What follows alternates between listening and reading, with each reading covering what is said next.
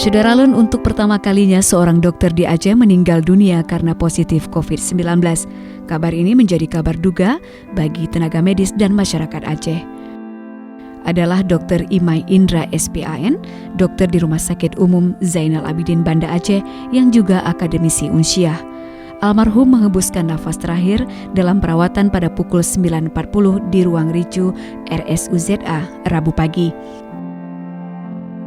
Ketua Ikatan Dokter Indonesia IDI Wilayah Aceh, Dr. Safrizal mengatakan, Dr. Imai Indra meninggal dunia karena positif COVID-19. Almarhum terpapar virus ini setelah sebelumnya sempat melakukan tindakan operasi terhadap pasien positif COVID-19. Innalillahi wa inna ilaihi raji'un. Ikatan Dokter Indonesia Wilayah Aceh menyampaikan duka cita yang mendalam atas berpulangnya keramatullah sejawat kami, Dr. Imai Indra, spesialis anestesi, yang merupakan salah satu pahlawan penanganan COVID. Kepada pemerintah, mohon segera mengambil langkah-langkah konkret agar korban tidak semakin banyak. Kepada masyarakat, mari bersama-sama tegakkan protokol COVID agar tidak banyak lagi kasus baru, korban baru yang meninggal karena COVID.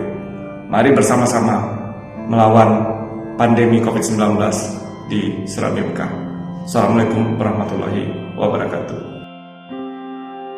Setelah Dr. Imai dinyatakan meninggal, tim instalasi pemulasaran jenazah RSUZA melakukan farzu kifayah yang dihadiri ratusan pegawai, teman sejawat dan kerabat almarhum di areal parkir RSUZA lama.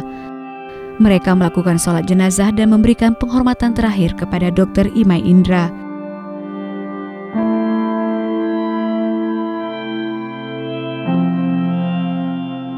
Selanjutnya jenazah almarhum dimakamkan di Gampung Blangkrung, Kecamatan Baitussalam, Aceh Besar.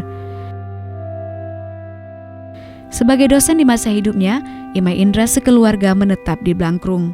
Di tempat itu pula pria asal Riau yang ahli anestesi atau pembiusan ini dimakamkan.